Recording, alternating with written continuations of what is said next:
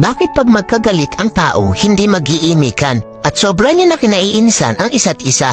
Hanggang sa hindi niya na namamalayan ang tagal niyo na palang hindi nagpapansinan. Bakit nga ba? Dahil ba sa sama ng loob o maling nagawa o dahil sa mataas na pride? Sa sobrang taas ng pride, nagpapakiramdaman kayo kung sino ang unang hihingi ng tawad.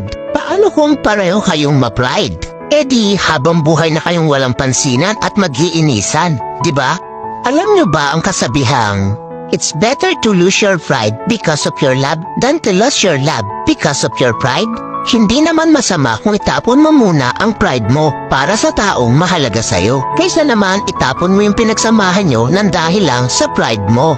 Wala namang masama o mawawala kung ikaw ang unang lalapit o iimik. Ika nga ang nagmamataas ang siyang ibinababa at ang nagpapakumbaba ang siyang itinataas. Kaya huwag ugaliin na magkimkim ng galit dahil ang galit ay basura lang sa ating puso at isipan.